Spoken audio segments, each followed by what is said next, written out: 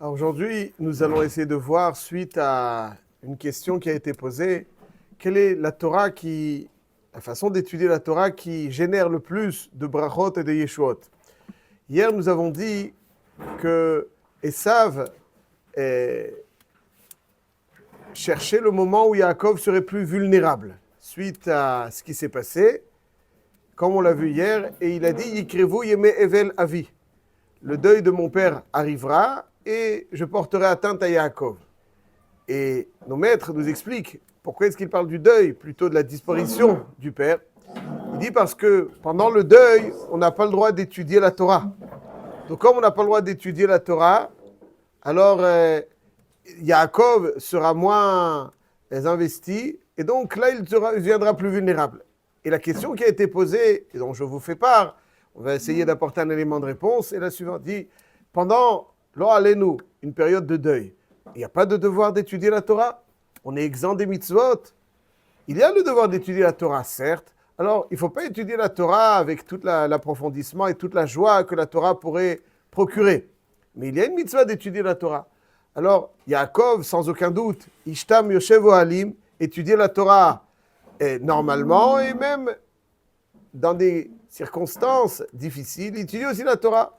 Alors comment Esav voulait le déstabiliser à ce moment-là? Pourquoi est-ce qu'il pensait qu'il était plus vulnérable alors que même pendant ces moments-là, sans aucun doute, Yaakov avait étudié la Torah? Voilà la question qui a été posée. Alors je vais apporter un élément de réponse à mon humble avis qui est très important. C'est vrai, vous avez raison. Mais là, vous avez raison, tout à fait.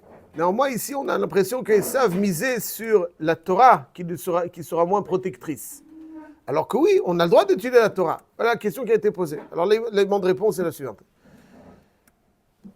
Quelle est donc cette Torah qui génère le plus de yeshuot et qui protège comme il faut lorsqu'il y a une menace?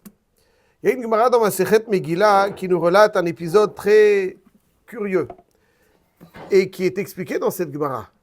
Dans le Navi Yehoshua, il y a marqué que lorsque Yehoshua et le Ham Israël faisaient le siège de Yericho, le Perek He Pasuk Yud Gimel de Yehoshua, Vahi biyot Yehoshua biricho. Yehoshua se trouva à Yericho, Vayisa ena vayar, il lève les yeux et voit que Ine ish omed le nekdo, il y a quelqu'un face à lui.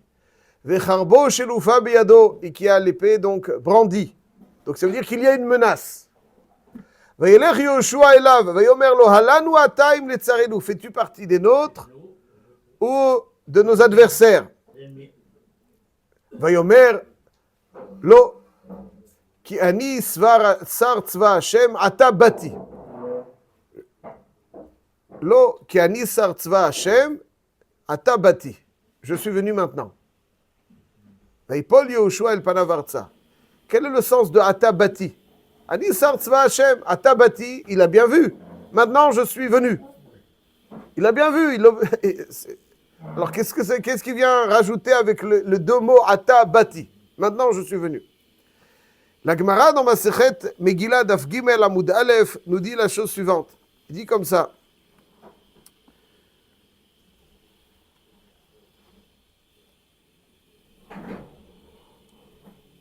Amarlo, ici nous dit la Gemara qu'en réalité derrière ce texte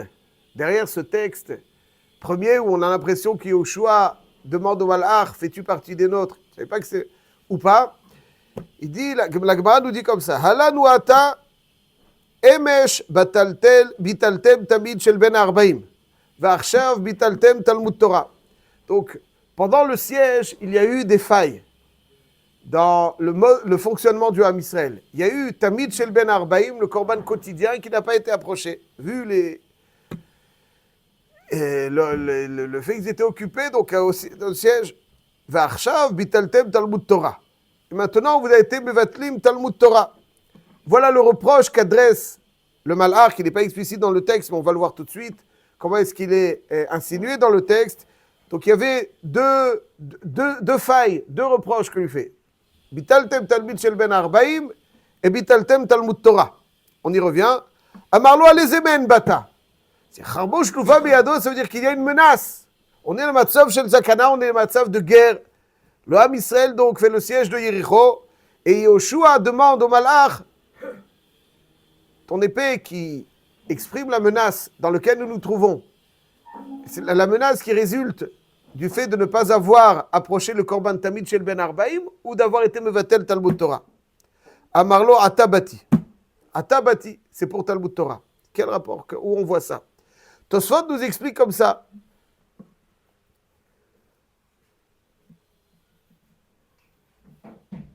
Alanu Ata. Quand il lui demande Alanu Ataim Letzarenu, c'est pas, on a l'impression que le Yehoshua n'a rien compris. C'est un malach, il a vu que c'est un malach. Yehoshua, sûr qu'il a vu que c'est un malach. Donc quoi, Alanu Ata, c'est-à-dire, est-ce que tu fais partie des nôtres ou de nos adversaires? Un malach. Il dit Alanu Bishvid Talmud Torah Bata Dirtiv Torah Tziva Lanu. Est-ce que c'est Lanu? Est-ce que ça évoque donc le Talmud Torah de Torah Tziva Lanu Moshe? C'est là-dessus qu'on a failli et c'est là-dessus que la menace arrive. Im Letzarenu, ou bien c'est à cause du manque des korbanot qui nous protègent de nos adversaires. Mais les korbanot effacent les avérotes qui sont une réalité menaçante. Donc c'est quoi? Est-ce que c'est pour les korbanot qu'on a manqué, le korban Tamid Shel qu'on a manqué, qui efface donc les réalités spirituelles menaçantes des avérotes, ou bien tu dois, à cause du Talmud Torah qui est là pour nous apporter toutes les plus belles Yeshuot. À cause de ça. Donc dans quel mot Yehoshua, quel mot utilise Yehoshua pour signifier Talmud Torah? Lanu, Torah Tziva Lanu. Et qu'est-ce que le Malach lui répond? Il lui dit Ata bati. Ata, c'est quoi Ata? Il dit Tosfot, Ve'ata kitvu lachem et hashira azot. Il emploie un autre mot pour décrire Talmud Torah. Ata bati, ça ne veut pas dire maintenant je suis là, évidemment. Ata, c'est pour ce qui est marqué dans le Passouk, dans Parashat Vayeler, Ve'ata kitvu lachem et hashira azot. C'est pour cette raison que je suis là. Ata bati, Ata kitvu. Et le Rav de Ponevezh s'interroge, pourquoi est-ce que le Malach emploie un terme différent que celui de Yehoshua? Yehoshua, il lui dit Talmud Torah, qui est source des Yeshuot, ou bien parce qu'on a été Mevatel Talmid Shel Ben Arbaïm. Lanu, comment est-ce qu'il emploie le terme? Quel mot il utilise pour décrire Talmud Torah? Lanu. Tsarenu, c'est le Korban. Le Malach, pour décrire le manquement au Talmud Torah, il utilise un autre terme, celui de Ata. Ve'ata kitvu lachem et hashira azot. Explication. Il dit que c'est vrai. Yehoshua certainement avait étudié, mais il a été mevatel Talmud Torah bebrinat shira. C'est-à-dire que, après la Gemara nous dit que Yehoshua, il a réparé cette erreur. Vayalen Yehoshua ba'emek. Yehoshua a passé la nuit dans la profondeur. Vayalen Yehoshua ba'emek. Il a passé la nuit dans la profondeur. De quoi il s'agit? Omkash el halacha, dans la profondeur de la halacha. Ça veut dire que Yehoshua Vadaï qu'il avait étudié. Mais le reproche du Malach, c'était qu'il n'a pas étudié d'une façon enthousiasmante et réjouissante. Quand on est dans un matzav de Milchama, alors c'est vrai qu'on est un petit peu pris, tourmenté. Quand le Ham Israël faisait le siège, Vadaï qu'il était. Mais il y avait un reproche. Nous dit, quel est le reproche? Le reproche, c'est Ve'ata kitvu lachem. C'est-à-dire, Yehoshua, il a dit, Lolamanu maspik Torah. La Torah n'a pas été suffisamment étudiée. Il emploie le Torah Tziva Lanu. Le Malach lui dit, non, c'est pas de cette Torah que sortira toute la Yeshua la plus belle pour la conquête d'Eretz Israël. C'est la Shira. Quand on étudie, Ve'ata kitvu lachem et hashira azot. Quand est-ce qu'on a une mitzvah d'écrire la Torah? On nous parle de Shira. La Torah est considérée une mélodie. C'est cette mélodie qu'il faut écrire. Il faut l'écrire en tant que mélodie. Donc Yehoshua avait certes étudié, mais il sentait qu'il y avait un manquement dans la quantité d'études. C'est ça sa question. Allah nous parce qu'on n'a pas suffisamment étudié la Torah. Le Malach il lui dit ni l'un ni l'autre. C'est pas une question de quantité. C'est pas parce que vous avez manqué au Korban Tamid. C'est ni l'anu ni les tsarenu. C'est une troisième possibilité. Ve'ata kitvu lachem et hashira azot. Parce que vous n'avez pas suffisamment étudié de façon approfondie et enthousiasmante. Et c'est ça, donc, cette Torah, étudiée dans tout son approfondissement et toute sa joie qu'elle procure. La Torah est une mélodie. On ne l'étudie pas comme on étudie des maths ou je ne sais quoi. La Torah est une mélodie, elle doit enthousiasmer l'homme et le faire chanter. Cette Torah mélodieuse, enthousiasmante, c'est celle qui est la génératrice des plus belles Yeshuot, et c'est là-dessus que le Malach fait le reproche et lui dit, tu veux une Yeshua, tu veux conquérir. Tu veux conquérir ce qui fait naître la Yeshua, les plus belles Yeshuot. Le bitachon, certes, mais l'imoud à Torah. L'imoud à Torah, pour bénéficier, il faut du bitachon, mais il faut les faire naître, ces Yeshuot. Pour faire naître les Yeshuot, il faut l'imoud à Torah. Pourquoi pour faire naître des belles Yeshuot, des conquêtes, il faut l'imoud à Torah? Enthousiasmant, de joie. Pourquoi? L'imoud à Torah, quel qu'il soit, c'est de la Torah, tout est de la Torah. Mais alors lui, la personne profite davantage quand il est content de sa Torah, elle est belle, elle est joyeuse. Mais pourquoi ça décrit l'intensité des Yeshuot générées par la Torah? La réponse est très claire. Il faut savoir que la Torah est Torah tziva lanu Moshe Morasha keilat Yaakov. Morasha, nous dit la Gemara, mais Orassa. La Torah est fiancée à tous. La Torah est une épouse. Fiancée. Mais Orassa, c'est Kiddushin. Ouais, j'ai entendu le mot fiancé, il est approximatif, mais c'est Kiddushin. Il y a des Kiddushin. Elle est destinée à chacun d'entre nous. Elle attend chacun d'entre nous. Mais pour véritablement avoir un lien très productif, exactement comme on a un lien avec une épouse, plus il est joyeux, plus les fruits qui vont naître sont idéaux, plus on a un lien joyeux avec la Torah, plus les Yeshuot qui vont naître de la Torah seront idéales. La Torah n'est pas une loi, des lois, dont l'essentiel consiste à connaître ces lois. La Torah n'est pas simplement un livre. La Torah, c'est une épouse. Il y a marqué que un goy n'a pas le droit d'étudier la Torah. Si ce n'est dans le cadre d'une conversion, il n'a pas le droit d'étudier la Torah. En tout cas, pourquoi? Parce que la Torah, c'est comme un goy chez Shabbat, Rayav Mita, un goy qui étudie la Torah aussi. Parce qu'il s'immisce dans une intimité. La Torah, c'est une intimité qu'il doit avoir. Or, l'intimité donne les plus beaux fruits quand elle est dans la joie. C'est pour ça que Yehoshua a compris le message du Malach. Le Malach lui dit, c'est pas ce que je vous reproche pour conquérir Eretz Israël, c'est pas simplement étudier la Torah.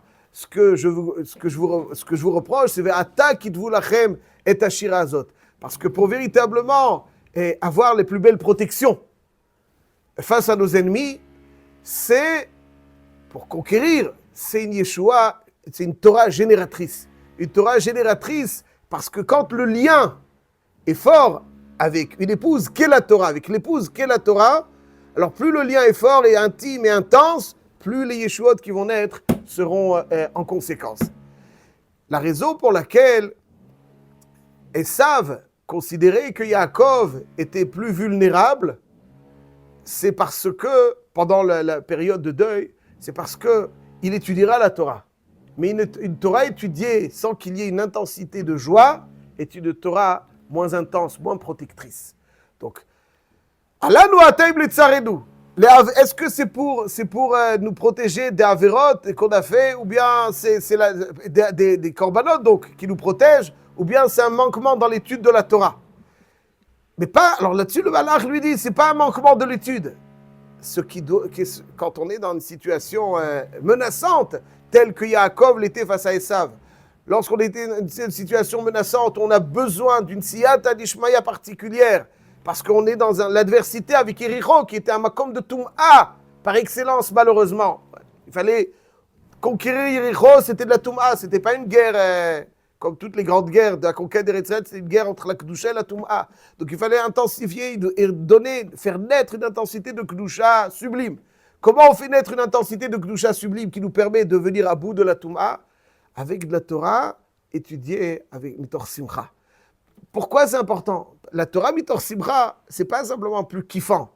Ce que la Torah génère avec cette joie, sans aucune commune mesure avec une Torah étudiée sans véritablement vibrer. C'est pour ça qu'il faut vibrer quand on étudie. Il faut apprécier chaque chose et savourer chaque chose. Dans l'introduction du Higletal, le père du Shem Ishmuel, Avnei Nezer, il rapporte qu'un jour, il y a quelqu'un qui a dit, en Pologne, un rave qui disait que plus on étudie la Torah avec passion, moins c'est l'ishma. Étudier la Torah, l'ishma, c'est pour Hachem. Si tu kiffes, c'est pour toi que tu étudies. Ah, il dit, vadaï qu'il faut étudier pour Hachem, c'est pas shoot. Mais la façon, le mode d'étude, quand on étudie en prenant du plaisir, c'est la mitzvah. C'est pas que ça enlève le lishma. C'est comme ça qu'on accomplit la mitzvah de Talmud Torah. Il dit, ramène un Zohar Kadosh qui dit que la Torah va faire pousser le Yetzer Tov dans l'homme. Quelqu'un, il y a le Yetzer Hara. Il y a Yetzer Hara. Comment on fait? On développe le Yetzer Tov. Comment on fait pousser le Yetzer Tov? Le Yetzer Tov devient plus grand, quand on l'alimente avec la joie de la Torah. C'est-à-dire que le Ra disparaît avec la joie de la Torah et le Tov est beaucoup plus... Donc ça fait partie de la mitzvah de Talmud Torah. C'est pas une option, quelque chose qui... Bon, c'est mieux, c'est plus... C'est comme ça que la mitzvah de Talmud Torah doit être étudiée. Voilà donc la réponse qu'on peut apporter à cette question. Pourquoi Esav visait justement cette période de deuil? Pas de Yaakov étudié pendant le deuil. C'est pas shoot. Aval, un homme qui étudie, quand il y a une menace, quand on étudie la Torah avec toute la joie, elle génère donc un système de protection énorme. Je terminerai juste sur cette idée. Le frère du Maharal de Prague, dans Sefer HaChaim, il nous dit que les rachets tévot du mot Gemara, c'est Gabriel, Michael, Raphaël et Uriel. N'est-ce pas? Gemara, Gabriel, Michael, Raphaël et Uriel. Donc c'est le dispositif, entre guillemets, de sécurité qu'il y a tout autour d'un homme. Quand il dit la Gemara, il y a un dispositif, système de sécurité. Gabriel, c'est l'ange de la Gvura. Ouais, l'ange de la Gvura. Michael, c'est l'ange du Chesed. L'ange du Chesed qui intervient auprès d'Hachem. Raphaël, c'est celui qui veille à notre santé. Et Uriel, c'est celui qui nous inspire. Donc c'est un homme qui est entouré de ces 4 anges. Alors il a une siyata d'Ishmaïa, non, parce qu'il le débarrasse de tout ce qui pourrait créer une embûche. Il lui apporte ce dont il a besoin. Il veille à sa santé. Il veille à sa santé, Raphaël et Uriel. Mimini Michael, Bismoli Gabriel. Be'achorai, Raphaël, Umeilfanai Uriel. Val Roshi, Shechinat El. Ça, c'est comme ça que ça marche. Et lorsque l'étude de la Gemara, elle fait que ces quatre anges, soit Hachem, il les envoie. C'est des malachim, donc des envoyés. C'est Hachem qui les envoie. Et plus la Torah est étudiée avec joie, et plus ces malachim, on leur donne la force pour nous. Et donc, lorsque Yehoshua était sur le point de conquête, alors il avait peur que c'est les Avérotes qu'on a fait. Il dit non, maintenant, c'est pas seulement les Avérotes. Il va falloir que la conquête passe par un dispositif très puissant. Hakol Kol Yaakov. Et quand il y a un Kol Yaakov, pourquoi on parle de la Torah? Étudier la Torah, c'est du kol. Pourquoi c'est du kol? Dibour. Non. Dans un Beth Midrash, c'est pas une bibliothèque. C'est pas une bibliothèque où les choses sont un petit peu... On n'a pas le droit de faire de bruit. Il y en a qui ne sont pas habitués. Alors c'est vrai que des fois on a besoin de s'isoler pour se concentrer. Mais un Beth Midrash, tout au long de l'histoire juive, ce qu'il a caractérisé, c'est qu'il y avait un kol. C'est qu'il y avait un kol. Un kol. Quand quelqu'un dit une svara qui ne nous plaît pas, quand quelqu'un nous dit quelque chose qui ne nous plaît pas, notre avruta, vous pensez que la réaction c'est franchement, je ne crois pas, je ne suis pas d'accord. Tu hurles! Pourquoi tu hurles? Kol! Tu hurles, tu cries. Pourquoi tu cries? Parce que c'est ta vie, il touche à ta vie, c'est quelque chose, c'est pas oui, non, oui. C'est quelque chose qui touche à ta vie. Quand on dit une svara, c'est pas, on l'a dit. Kol Yaakov. Quand il y a Kol Yaakov, donc c'est l'expression de Shirat HaTorah. Quand l'expression de Shirat HaTorah, ça y a Daim Yidei Esav. Voilà ce qu'il lui dit le Malach. Le Malach, il lui dit, les tsarenu, la Avérote, que les corbanotes. Non, c'est pas sur la Avérote. C'est beaucoup plus. J'attends que le dispositif Gemara, qui soit autour, qui vous aidera à conquérir, soit au sommet. Au sommet, il ne suffit pas d'étudier la Torah. Il faut une Torah mitor shirat. C'est pour ça qu'il dit, Alanu im letzarenu, ni l'un ni l'autre. Ve'ata kitvu lachem et hashira azot, HaKadosh Baruch Hu ya'azor lanu. D'étudier toujours la Torah avec joie, avec passion, pour bénéficier de Hashem, pour tout le Ham Israël, des plus belles Yeshuot. Il a étudié. Ah voilà. Comment Shem et Ever, ils ont étudié quelle Torah Quelle Torah a été dit?